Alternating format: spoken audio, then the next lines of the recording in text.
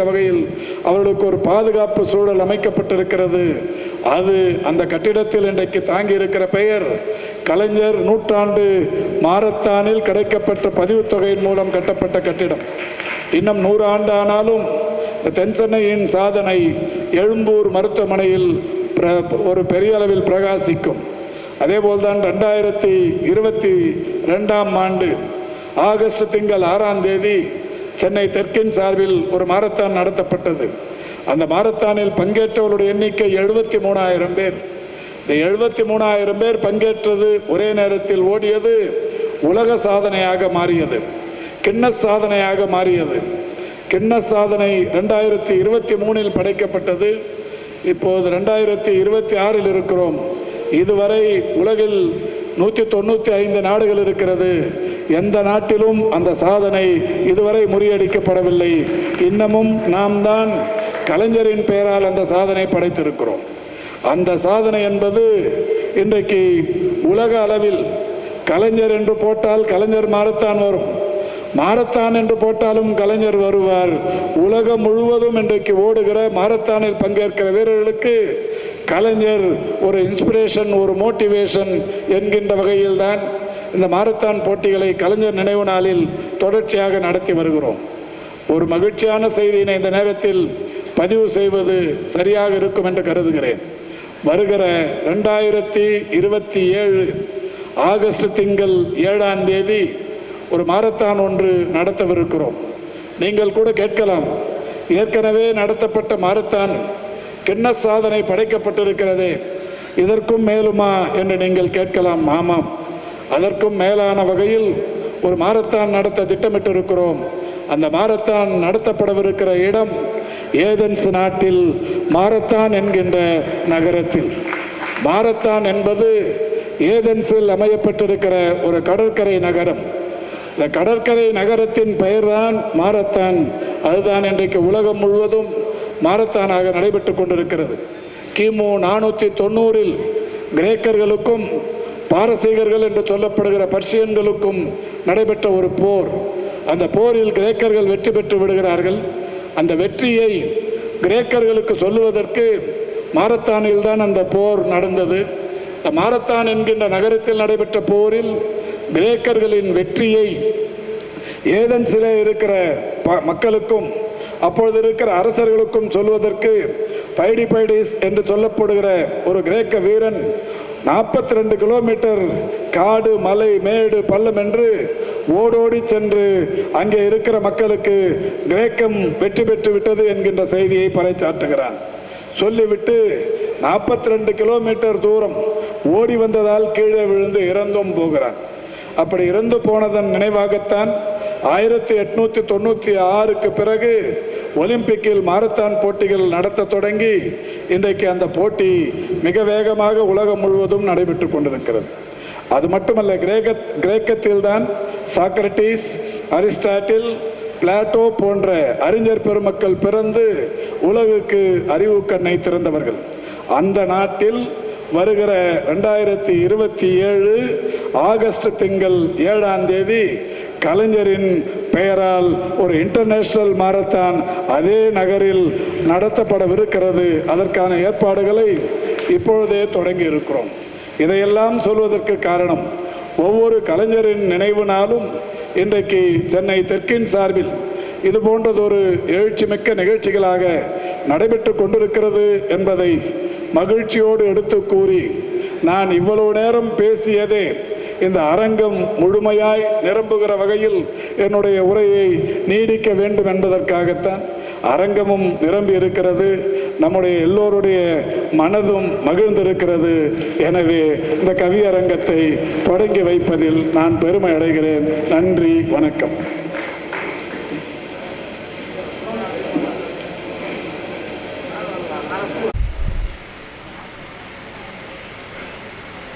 முத்தமிழ் அறிஞர் கலைஞர் அவர்களின் நினைவை போற்றும் கவியரங்க நிகழ்ச்சிக்கு தலைமை பொறுப்பேற்று இந்த கவியரங்கத்தை மிக சிறப்பாக நடத்தி கொண்டிருக்கின்ற வட்டக்கழகத்தின் செயலாளர், இந்த வட்டத்தின் மாநகராட்சி மன்ற உறுப்பினர் பெருமதிப்பிற்கும் பாராட்டுதலுக்கும் உரிய இனிய தம்பி மோகன்குமார் அவர்களே, நிகழ்ச்சிக்கு முன்னிலை பொறுப்பேற்று சிறப்பான நிகழ்ச்சி இங்கே நடைபெற காரணமாக இருக்கிற பகுதி கழகத்தின் பாராட்டுதலுக்குரிய செயலாளர்கள், 13வது வட்டத்தின்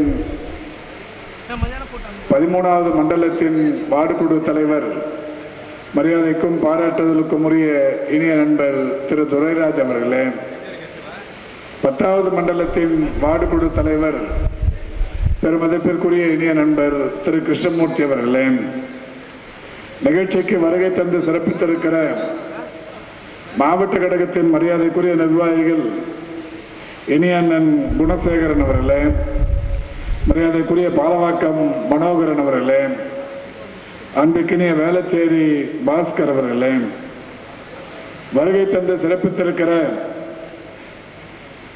பெருமதிப்பிற்குரிய முன்னாள் சட்டமன்ற உறுப்பினர் கழக துணை அமைப்பு செயலாளர் மரியாதைக்குரிய இனிய நண்பர் தாயகம் கவி அவர்களே, மதுரவாயில் தொகுதியின் சட்டப்பேரவை முன்னாள் உறுப்பினர் மரியாதைக்குரிய சகோதரர் திரு காரம்பாக்கம் கணபதி அவர்களே,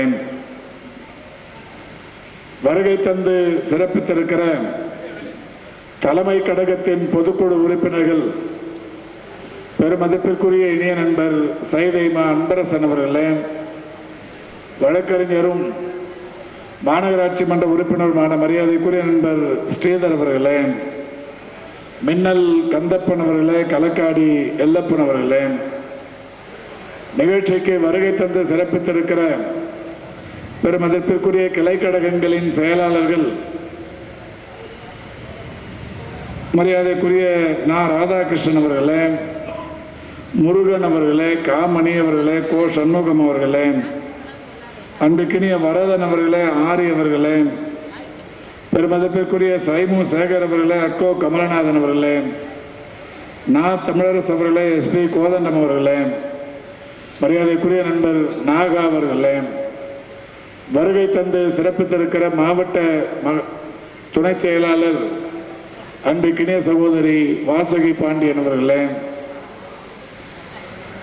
சைதை கிழக்கு மேற்கு பகுதி கழக நிர்வாகிகளே, மாவட்ட அணிகளின் அமைப்பாளர்கள் அன்பிற்கினிய மணிகண்டன் அவர்களே, மரியாதைக்குரிய வழக்கறிஞர் ஜெகதீசன் அவர்களே, மரியாதைக்குரிய மாணவர் அணியின் மாவட்ட அமைப்பாளர் அருண் அவர்களே, மாவட்ட இலக்கிய அணியின் அமைப்பாளர் அன்பிற்கினிய பார்த்திபன் அவர்களே, வருகை தந்து சிறப்பித்திருக்கிற பகுதி இளைஞரணியின் அமைப்பாளர் அன்பிற்கினிய நண்பர் கொடி பாலா அவர்களே, பிரபு அவர்களே, மரியாதைக்குரிய பகுதி கழகத்தின் நிர்வாகிகள் திரு சிவமணி அவர்களே, வருகை தந்திருக்கின்ற ரமேஷ் அவர்களே, அன்பிற்கினிய சங்கர் அவர்களே, வருகை தந்து சிறப்பித்திருக்கிற இயக்கத்தின் முன்னணி நிர்வாகிகளே, உங்கள் அத்தனை பேருக்கும் முதலில் என்னுடைய நன்றியையும் வணக்கத்தையும் தெரிவித்துக் கொள்கின்றேன். முத்தமிழறிஞர் கலைஞர் அவர்களின் நினைவை போற்றும் இந்த சிறப்பு மிகுந்த சீரிய கவியரங்கம் கவிச்சுடர் கவிதை பித்தன் அவருடைய தலைமையில் நடைபெறவிருக்கிறது. கவிச்சுடர் கவிதை பித்தன் அவர்களை பொறுத்தவரை அவர் திருவாயிலிருந்து வருகிற ஒவ்வொரு வார்த்தையும் நெருப்பு சுடரை போல் எதிரிகளை தீயிட்டு பொசுக்கும் அளவுக்கான வார்த்தைகள். அவருடைய கவியரங்கங்கள் இது நாள் வரை நடைபெற்ற இடங்கள் என்பது கலைவாணர் அரங்கம், காமராஜர் அரங்கம், இமேஜ் அரங்கம், சர்பிடி தியாகராயர் அரங்கம், என்று பல்வேறு அரங்கங்களில் அவருடைய கவியரங்கங்கள் சென்னையில் மிகப்பெரிய அளவில் பிரபலமடைந்த கவியரங்கங்கள். அவருடைய சீரிய தலைமையில் இன்றைக்கு இங்கே இந்த கவியரங்கம் தொடங்கப்படவிருக்கிறது. கவியரங்கத்தில் உரையாற்றிட வருகை தந்திருக்கின்ற கவிஞர் பெருமக்கள், பெருமதிப்பிற்குரிய நெல்லை ஜெயந்தா அவர்கள் மிக சிறந்த கவிஞர், மிக சிறந்த பாடலாசிரியர் என்று பல்வேறு பரிமாணங்களை தன்னகத்தே கொண்டவர். கவிஞர் நெல்லை ஜெயந்தா அவர்களும் இந்த கவியரங்கத்தில் பங்கேற்று கவி பாட வருகை தந்திருக்கிறார்கள். அதேபோல் பெருமதிப்பிற்குரிய அம்மையார் ஆண்டாள் பிரியதர்சனி அவர்கள் முதலாக இயக்க மேடைகளில் கவியரங்கத்தில் கழக மேடை கவியரங்கத்தில் இடம் பிடித்தது என்பது சென்னை தெற்கின் மாவட்ட இளைஞரணியின் அமைப்பாளராக நாங்கள் பொறுப்பு வகித்த நேரத்தில் அவர்தான் முத்தமிழறிஞர் கலைஞர் அவருடைய பிறந்த நாள் விழாவில் முத்தமிழறிஞர் கலைஞர் அவர்களே கலந்து கொள்ளுகிற அந்த நிகழ்ச்சியில் கவிதை பாடி கலைஞர் அவர்களை ஈர்த்து கலைஞர் அவர்கள் அவரை கவி பாடி முடித்தவுடன் அருகில் அழைத்து அவரை பாராட்டிய நிகழ்வு இன்றும் நம் அனைவருடைய மனக்கண் முன்னாலும் நிற்கும். அந்த அளவுக்கு கலைஞரின் மகளுக்கு நிகராய் ஒரு கவிதை பாடி கலைஞரை அப்பா அப்பா என்று அந்த கவியரங்கத்தில் அன்போடு அழைத்து கலைஞரின் பாராட்டுதலை பெற்ற கவிஞர் ஆண்டாள் பிரியதர்சனி அவர்கள் இந்த கவியரங்கத்தில் வருகை தந்திருக்கிறார்கள். அதேபோல் கவிஞர் வீமா இளங்கோவன் அவர்கள் மிக வீரியமிக்க கவிஞர் என்பதற்கான அடையாளம்தான் அவருடைய பெயரிலேயே இனிஷியலாக வி மா இன்றைக்கு வீர மறவர் இளங்கோ அவர்கள் இங்கே கவிதை பாட வருகை தந்து வீற்றிருக்கிறார்கள். அன்புக்கினிய நண்பர் இளைய கம்பன் திரைத்துறையில் 1000த்திற்கும் மேற்பட்ட பாடல்களை எழுதி நம்முடைய சென்னை தெற்கின் ஆஸ்தான கவிஞர்கள் என்று எடுத்துக்கொண்டால் கவிஞர் சொற்கோவும் கவிஞர் இளைய கம்பனும் கவிஞர்கள் மட்டுமல்ல, சென்னை தெற்கின் இலக்கிய நிகழ்ச்சிகள் நடத்துவதற்கும் சென்னை தெற்கில் முத்தமிழறிஞர் கலைஞருடைய பிறந்த நாள் விழாவாக இருந்தாலும் வணக்கத்திற்குரிய முத்துவேல் கருணாநிதி ஸ்டாலின் அவருடைய பிறந்த நாள் விழாவாக இருந்தாலும் முப்பெரும் விழாக்களாக இருந்தாலும் பெருமதிப்பிற்குரிய கடகத்தின் இளைஞரணியின் செயலாளர் உதயநிதி அவருடைய பிறந்த நாள் விழாக்களாக இருந்தாலும் இயக்க நிகழ்ச்சிகளை வடிவமைப்பதிலும் அதேபோல் இயக்கத்தின் கவியரங்கங்கள் கருத்தரங்கங்கள் வாழ்த்தரங்கங்கள் பட்டிமன்றங்கள் பாட்டு பட்டிமன்றங்கள் என்று பல்வேறு வகைகளிலான நிகழ்ச்சிகளை ஒழுங்கமைப்பதிலும் இன்றைக்கு நம்முடைய மாவட்டத்திற்கு உறுதுணையாக இருக்கிற கவிஞர் அன்புக்கினிய நண்பர் இளைய கம்பன் அவர்களும் இங்கே கவிதை பாட வருகை தந்திருக்கிறார்கள். அதேபோல் வல்லம் தாஜ்பால் இயக்க கவிஞர்களில் மிக முக்கியமான கவிஞர். அவர் இன்றைக்கு ஏற்கனவே சென்னை தெற்கில் கடந்த 2 ஆண்டுகளுக்கு முன்னால் ராமாபுரம் பகுதியில் கவிதை பாடிய போது ஒட்டுமொத்த ராமாபுரம் மக்களின் மகிழ்ச்சிக்கு ஆளானவர். அவளுடைய பெரிய அளவிலான கவிதை அவ்வளவு பேரையும் அரங்கில் நிறைந்த அவ்வளவு பேரையும் ஈர்த்து பாராட்டுக்களை பெற்றவர். அப்படிப்பட்ட கவிஞர் இன்றைக்கு வல்லம் தாஜ்பால் அவர்கள் இந்த கவியரங்கத்திலும் வருகை தந்து சிறப்பித்திருக்கிறார்கள். கவியரங்கில் பங்கேற்றிருக்கிற இந்த 6 கவிஞர்களும் தனித்தனியே ஒரு மிகப்பெரிய அளவிலான சிறப்பினை பெற்றவர்கள், வரலாற்றினை பெற்றவர்கள். இந்த 6 கவிஞர்களும் இயக்க கவிஞர்கள் என்கின்ற முத்திரையை மட்டுமே பெற்றவர்கள். இன்றைக்கு ஒரு சில கவிஞர்கள் எங்கே மேடை கிடைத்தாலும் யாரை புகழ்ந்து பாட வேண்டும் என்றாலும் கவிதை பாடுவதற்கு தயங்குவதில்லை.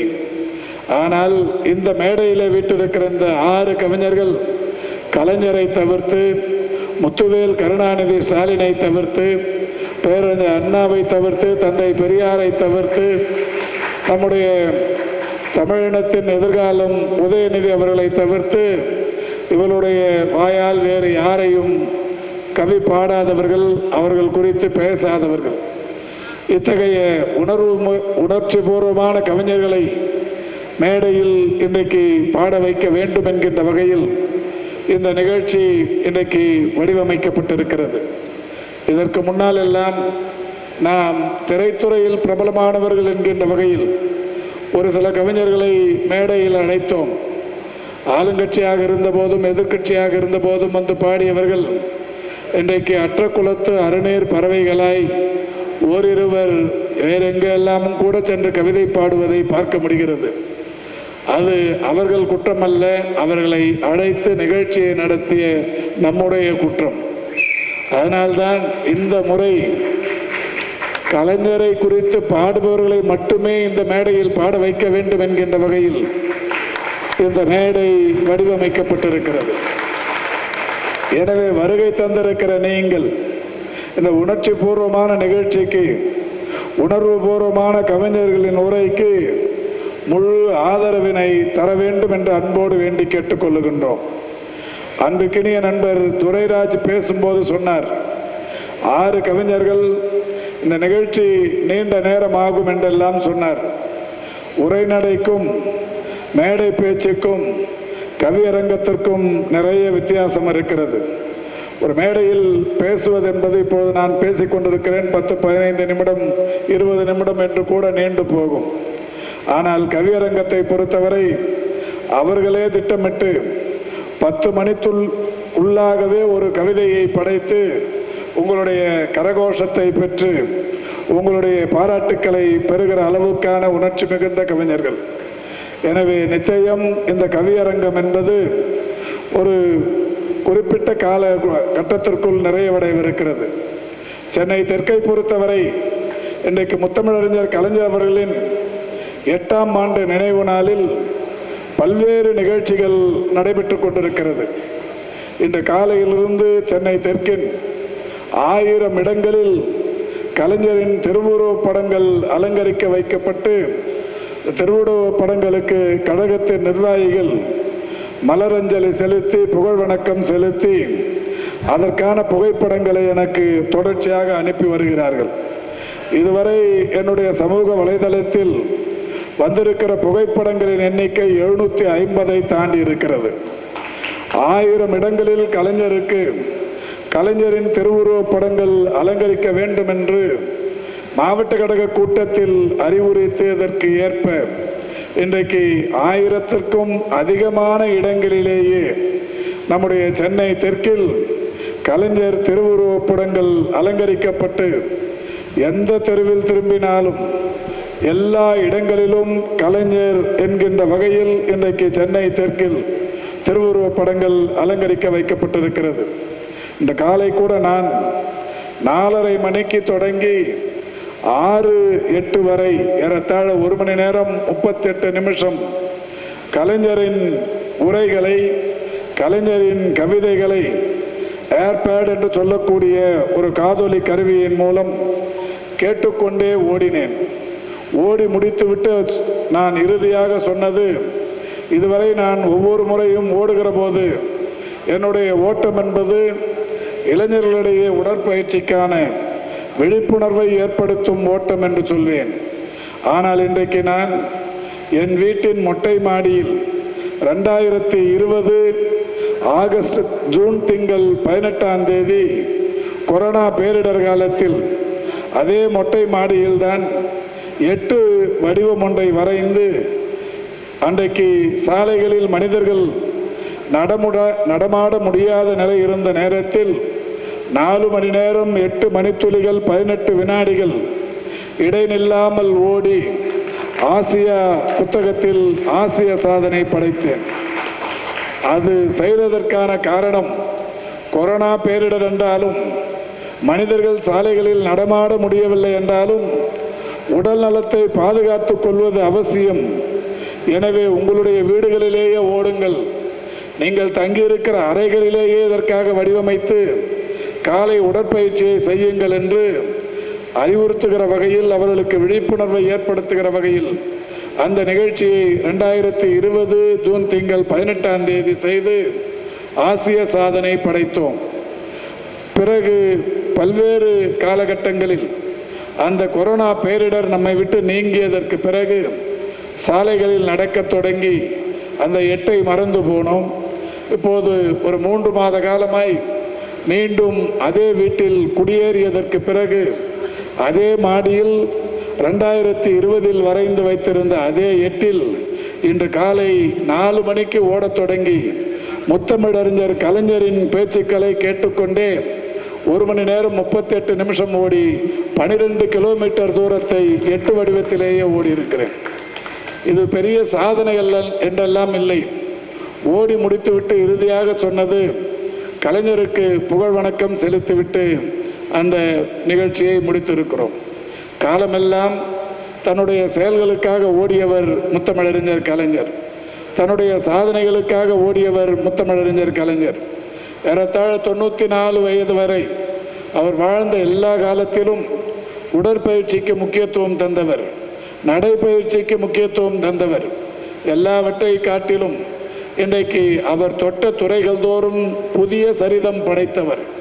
அந்த முத்தமிழறிஞர் கலைஞர்களின் நினைவாக இன்றைக்கு நம்முடைய சென்னை தெற்கில் காலை 6:30 மணிக்கு மாவட்ட கழக அலுவலகத்தில் அமைந்திருக்கிற கலைஞர் பெருமகனின் திருவுருவச் சிலைக்கு மாவட்ட கழகத்தின் சார்பில் புகழ் வணக்கம் செலுத்தினோம். 6:45 மணிக்கு நம்முடைய திடீர் நகர் பகுதியில் நம்முடைய பெருமதிப்பிற்குரிய நினைவில் வாழும் அன்பழகன் அவர்களால் நிறுவப்பட்ட கலைஞரின் திருவுருவச் சிலைக்கு புகழ் வணக்கம் செலுத்தி நம்முடைய ஜாபர்கான்பேட்டையில் தலைமை கழகத்தின் பொதுக்குழு உறுப்பினர் இனிய நண்பர் களக்காடு எல்லப்பன் அவர்களால் நிறுவப்பெற்றிருக்கிற பேரறிஞர் அண்ணா திருவுருவச் சிலை, முத்தமிழறிஞர் கலைஞர் திருவுருவச் சிலை ஆகிய சிலைகளுக்கு மாலை அணிவித்து புகழ் வணக்கம் செலுத்தினோம். தொடர்ந்து நம்முடைய முத்துவேல் கருணாநிதி ஸ்டாலின் அவர்கள் தலைமையில் ஓமந்தூரார் வளாகத்தில் இருக்கிற கலைஞரின் திருவுருவச் சிலை புகழ் வணக்கம் செலுத்தியதற்கு பிறகு பல்லாயிரக்கணக்கான கழகத் தோழர்கள் இன்றைக்கு நம்முடைய மெரினா நினைவிடத்தில் அண்ணா சதுக்கத்தின் ஒரு அங்கத்தில் துயில் கொண்டிருக்கிற முத்தமிழறிஞர் கலைஞருக்கு இன்றைக்கு வீர வணக்கம் செலுத்துவதற்கு தலைவர் தளபதி அவர்களின் தலைமையில் ஊர்வலமாக சென்று அந்த நிகழ்வில் பங்கேற்றோம். தொடர்ந்து நம்முடைய மதுரவாயல் தொகுதியின் சட்டமன்ற உறுப்பினர் திரு காரம்பாக்கம் கணபதி அவர்கள் சட்டமன்ற உறுப்பினராக இருந்து அவர் ஆற்றிய பணிகளும் சாதனைகளும் இன்றைக்கு மதுரவாயல் தொகுதியில் இன்னும் 100 ஆண்டு காலத்திற்கு பேசும் என்றாலும் அவர் போரூர் பகுதியில் நம்முடைய பேரறிஞர் பெருந்தகை அண்ணா அவர்களுக்கும் முத்தமிழறிஞர் கலைஞர் அவர்களுக்கும் அமைத்திருக்கிற அந்த முழு உருவச் சிலைகளின் நேர்த்தி, அழகு, அந்த இடம், இவையெல்லாம் இன்னும் 1000 ஆண்டு காலத்திற்கு அண்ணாவின் புகழையும் கலைஞரின் புகழையும் சொல்லும். அந்த திருவுருவச் சிலைகளுக்கு நாங்கள் நேரில் சென்று மலரஞ்சலி செலுத்தி புகழ் வணக்கம் செலுத்தினோம். தொடர்ந்து நம்முடைய சைதை மேற்கில் நம்முடைய பகுதி கழகத்தின் பாராட்டுதலுக்குரிய செயலாளர் நண்பர் கிருஷ்ணமூர்த்தி அவர்களால் ஏற்பாடு செய்யப்பட்டு ஒரு 1000 பேருக்கு அறுசுவை உணவு என்கின்ற வகையில் அந்த நிகழ்ச்சியிலும் கலந்து கொண்டோம். நான் ஒருவன் மட்டுமே இன்றைக்கு இத்தனை நிகழ்ச்சிகளில் கலந்து கொள்கிற வாய்ப்பை பெற்றிருக்கிறேன். வருகை தந்திருக்கிற நீங்களும் உங்கள் பகுதிகளில், உங்கள் வட்டங்களில், உங்கள் தெருக்களில் முத்தமிழறிஞர் கலைஞர் அவர்களின் திருவுருவப் படங்களுக்கு நீங்களும் அஞ்சலி செலுத்தி, வீர வணக்கம் சொல்லி, புகழ் அஞ்சலி செலுத்தி இந்த நிகழ்ச்சிக்கு வருகை தந்திருக்கிறீர்கள். எனவேதான் இன்னமும் கூட கழகத் தோழர்கள் வருவதில் சிறிய அளவிலான தாமதம் ஏற்பட்டிருந்தாலும் சாரையாய் வந்து கொண்டிருக்கிறார்கள் என்பது மிகப்பெரிய அளவிலான மகிழ்ச்சி. நம்முடைய முத்தமிழறிஞர் கலைஞர் அவர்களுடைய நினைவு நாட்களை பொறுத்தவரை இன்றைக்கு உலகில் ஒரு மிகப்பெரிய அளவிலான சாதனை படைத்திருப்பது சென்னை தெற்கு.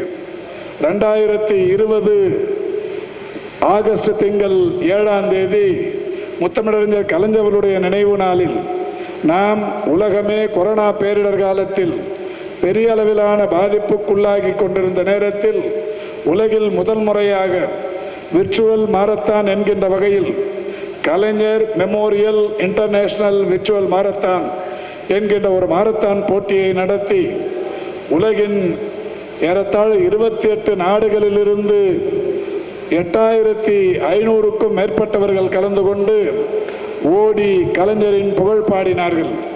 அப்படி நடத்தப்பட்ட மாரத்தானில் நமக்கு கிடைக்கப்பட்ட பதிவு தொகை ஏறத்தாழ 24 லட்சம்.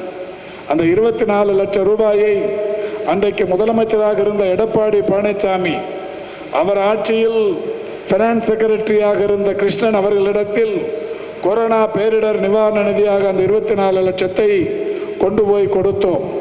யார் ஆட்சியாளர்கள் என்று பார்க்கவில்லை. கொரோனா பேரிடரில் இந்த மக்களை காப்பதில் திமுகவின் பங்கு, முத்துவேல் கருணாநிதி ஸ்டாலின் தலைமையிலான இந்த இயக்கத்தின் பங்கு இருக்க வேண்டும் என்கின்ற வகையில் அந்த 24 லட்சம் ரூபாய் அன்றைக்கு அரசாங்கத்தில் ஒப்படைக்கப்பட்டது. அதற்கு அடுத்த ஆண்டு 2021 ஆகஸ்ட் திங்கள் 7ஆம் தேதி நம்முடைய வணக்கத்திற்குரிய தளபதி அவர்களே முதலமைச்சர் ஆனார்கள். அப்போதும் கூட கொரோனா நம்மை விட்டு பிரியவில்லை. எனவே அப்போதும் இதேபோல் ஒரு விர்ச்சுவல் மாரத்தான் நடத்தி உலகின் 38 நாடுகளிலிருந்து பங்கேற்று அன்றைக்கு ஏராளமான ஒரு 18,000த்திற்கும் மேற்பட்டவர்கள் ஓடினார்கள். கலைஞரின் உருவத்தை தங்களுடைய டிஷர்ட்டுகளில் போட்டு ஓடினார்கள். 38 நாடுகளில் கலைஞரின் பெயரை சொல்லி நடத்தப்பட்ட அந்த ஓட்டத்தின் மூலம் கிடைக்கப்பட்ட தொகை 56 லட்சத்திற்கும் மேல். அந்த 56 லட்சத்தை நம்முடைய வணக்கத்திற்குரிய தமிழ்நாட்டின் முதலமைச்சர் அன்பண்ணன் தளபதி அவர்களிடத்தில் தந்து இதை கொரோனா பேரிடர் நிவாரண நிதியாக வைத்துக்கொள்ள வேண்டும் என்று சொல்லிக் கொடுத்தோம். தொடர்ந்து 2022ஆம் ஆண்டு கொரோனா பேரிடர் நீங்கியதற்கு பிறகு நம்முடைய பெசன்ட் நகர் ஆல்காட் பள்ளியில் ஒரு மாரத்தான் 2022 ஆகஸ்ட் 7ஆம் தேதி நடத்தி ஒரு 43,000 பேர் அந்த மாரத்தானில் உலகம் முழுவதும் இருந்து வருகை தந்து பங்கேற்று சிறப்பித்தார்கள். அதில் கிடைக்கப்பட்ட தொகை 1,22 லட்சம் ரூபாய். அந்த தொகையையும் நம்முடைய முதல்வர் வணக்கத்திற்குரிய தளபதி அவர்களிடத்தில் தந்து எழும்பூர் மருத்துவமனையில் இன்றைக்கு தமிழ்நாட்டின் பல்வேறு பகுதிகளிலிருந்து பெற்றோர்கள் தங்களுடைய குழந்தைகளை மருத்துவமனைகளில் அனுமதித்துவிட்டு வறுமையான சூழலில் அவர்கள் தங்குவதற்கு இடமில்லாமல் தவிக்கிறார்கள். எனவே அவர்களுக்கான ஒரு கட்டிடத்தை இந்த தொகையை வைத்து அந்த ஒரு அரசின் பங்கு தொகையும் அதற்கு தந்து கட்ட வேண்டும் என்கின்ற வகையில் கோரிக்கையுடன் அந்த 1,22 லட்சத்தை தந்தோம். நம்முடைய மாண்புமிகு தமிழ்நாட்டின் முதலமைச்சர் அவர்கள் இந்த தொகையையும் இணைத்து அரசின் பல்வேறு தொகைகளை அதற்கு சேர்த்து 5,89 லட்சம் ரூபாய் செலவில் ஒரு கட்டிடம் கட்டப்பட்டு இன்றைக்கு ஒரே நேரத்தில் 100 குடும்பங்கள் அங்கே தங்குகிற வகையிலும் தங்களுடைய குழந்தைகள் மருத்துவமனையில் அனுமதித்தாலும் அவர்கள் நடைபாதையில் தங்க வேண்டிய அவசியமில்லை என்கிற